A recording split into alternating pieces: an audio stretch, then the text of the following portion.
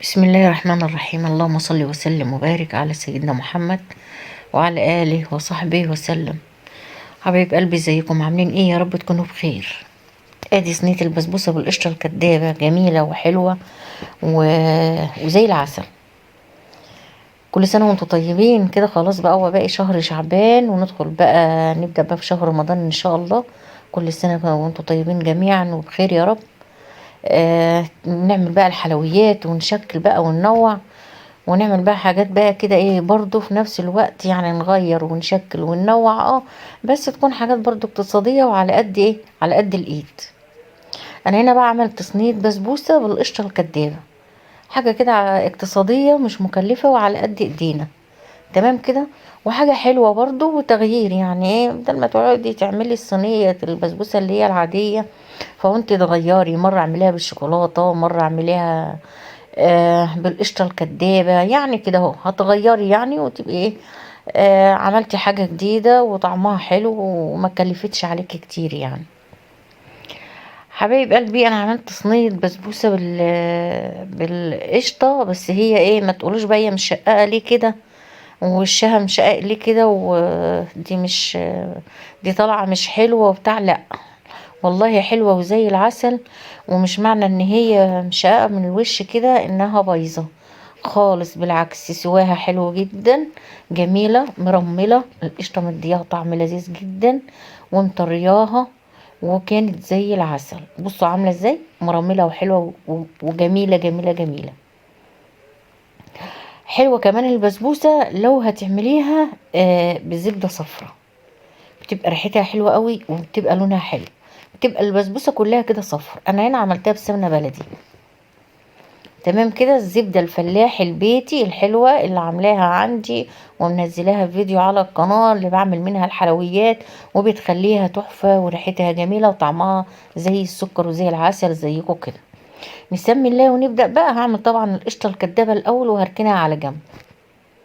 دي ايه، القشطة الكدابة اللي انا عملتها بكوباية لبن واحدة. واساسا انا عملتها كده لان انا كان عندي شوية اللبن دول، فقلت ايه هعمل بهم ايه، اعمل بيهم كيس بسبوسه.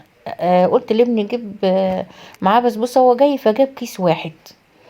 هنا بقى حطيت انا كوبايه اللبن على البوتاجاز كده تغلي، وهي بتغلي هحط معلقه سكر. مش هكتر طبعا سكر، انا مش محتاجه احليها لان انا ايه، هضيف عليها طبعا الشربات كده كده يعني. دي معلقه نشا بقى في شويه ميه قليلين، طبعا ما كانش فيه لبن غير اللي انا بعمله ده، فانت ممكن ايه تدوبي النشا في شويه لبن، لو عندك مفيش هيبقى شويه ميه. دوبت النشا، هما معلقتين نشا دوبتهم على مرتين. معلقه نشا الاول في شويه ميه قليلين كده، دوبتهم وقلبتهم مع اللبن، فلقيت ايه، لقيت القشطه معايا خفيفه. تمام كده. دي المعلقه التانية برضو في شويه ميه دوبتها ورحت منزلاها برضو على ايه، على اللبن كده وهو بيغلي، لفت بقى معايا وتقلت اهو زي ما انت شايفه كده. طبعا ايديا فيها عشان ما يعني ايه، ما تتحرقش او تتلسع يعني من تحت، فانا بقلب فيها وخلاص كده. قوامها بقى تقيل وحلوه، وركنتها على جنب تهدى بس كده ايه شويه على معجن البسبوسه. ده كيس البسبوسه. تمام كده. كيس فانيليا. وطبعا بتعملي الشربات كوبايتين سكر وكوبايتين ميه، وما تخليهمش يغلوا كتير، وما تضيفيش ليمون، وبتحطي فيهم كيس فانيليا ساعات بتنزليهم. نزلت بقى بنص معلقه بس بيكنج باودر، ودي كوبايه صغيره الا ربع السمنه بلدي. اي سمنه عندك موجوده اعملي بيها البسبوسه، حطيها عادي. دول علبتين زبادي، انا ممكن تعجنيها بلبن. تمام كده. يبقى ممكن تعمليها بالسمنه عاديه خالص، انا كان عندي سمنه بلدي فعملت بيها كوبايه صغيره، مج صغير كده الا ربع، مش كله، مش مليان كله، لا الا ربع، لان هو كان مج صغير اصلا فايه. فانا حطيت، ما حطيتش نصه، حطيت يعني ملوي كده ينقص ربعه. مش بعجن، لان انا لو عجنت هتمط معايا على فكره، وهتبقى عامله زي اللي معجنه، وهيبقى عامله زي الحاجه العجينه اللي ليه عرق كده. فانا بقلبها بس تختلط وتتجانس مع بعضيها. البسبوسه اللي انا فضيتها مع نص معلقه بيكنج باودر مع كيس فانيليا مع الكوبايه الا ربع صغيره سمنه، خلطتها مع بعضيها كويس. نزلت بالنص كده، بنص الكمية زي ما انت شايفة كده، بنص الخليط. المفروض ان انا بقى، وده اللي خلى البسبوسه في اول الفيديو زي ما شفتها كده فيها الايه مشققه كده من فوق شويه، والقشطه باينه، ان انا عملت في صينيه واسعه، صينيه كبيره، كانت عايزه صينيه اصغر، فللاسف انا قلت له هات على اساس يجيب لي كيسين، جاب كيس واحد. لما بعمل الكيسين بحط المقدار اللي هو يجي مظبوط في الصينيه دي، وبيتبقى كده حبه صغيرين بعملهم في صينيه صغيره قوي عندي، وانا ما عنديش بقى مقاس صغير عن الصينيه دي، فاضطريت ان انا اعجنها واعملها فيها، وقلت عادي مش هيجرى لها حاجه.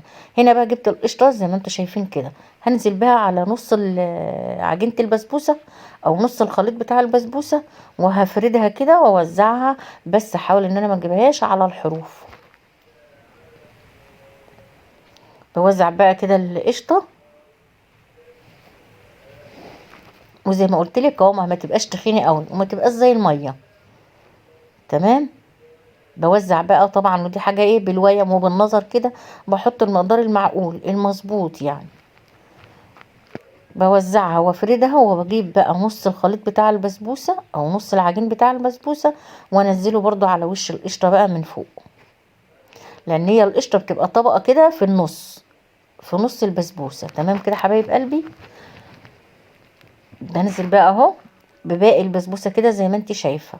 عجينه البسبوسه انا ما بخليهاش تخينه وابطط عليها بايديا واسويها بايديا خالص. عجينه البسبوسه انا عجنتها بعلبتين زبادي، لما لقيتها تخينه معايا شويه خففتها بشويه ميه قليلين، لو شويه لبن برضو ماشي حالها، يعني بتخففي العجينه كده شويه بشويه لبن او بشويه ميه. انا عجنتها بالعلبتين الزبادي بس لقيتها تخينه معايا شويه، فحطيت بتاع ايه، بتاع 4 معالق كبار ميه، ما كانش عندي لبن. فهمتي؟ لان انتي ممكن ايه تعجنيها البسبوسه بلبن، ممكن تعجنيها بزبادي بس، وممكن على فكره علبه زبادي مع تعجن وتكملي عجينها بلبن، يعني ممكن تضيفي لها لبن وتضيفي علبه زبادي تخليها طريه كده وطعمها حلو. بوزع بقى البسبوسه كده زي ما انت شايفه. لو حابه بقى تضيفي فول سوداني ماشي، عندك اي مكسرات عايزه تحطيها بقى براحتك، دي بترجع ليك انت. دخلتها الفرن على الرف الوسطاني على 180 درجه، ولعت الفرن من تحت والشوايه لا، لما لقيتها احمرت، الحروف احمرت، رحت رافعاها تحت الشوايه، خدت لون. والشربات كوبايتين سكر وكوبايتين ميه ومن غير ليمون، وبخليه يغلي غلوتين 3 على البوتاجاز. تمام كده، ما بخلوش تقيل، وهو يبقى دافي، الشربات دافي والبسبوسه دافيه، او البسبوسه سخنه بطلعها من الفرن سخنه، والشربات يكون دافي ما يكونش بارد عشان ما تعجنش البسبوسه. والتركية بقى المهمه قوي اللي تخلي البسبوسه طريه معاكي، ممكن تغطيها بوقتها بحاجه على طول، بس مش هتبقى طريه معاكي قوي، فانت دخليها الفرن وهو لسه مولع وروحي فاصله، هتسيبها دقيقتين او 3 تطلعيها تلاقي وشها طري وطريه وجميله جدا. تمام كده. اعملي التركات دي في صينيه البسبوسه تطلع معاكي عسل. اعمليها بالخطوات دي وهتبقى زي السكر وحلوه جدا، واحلى من بتاع الحلواني، مرمله وجميله وطريه وحلوه قوي.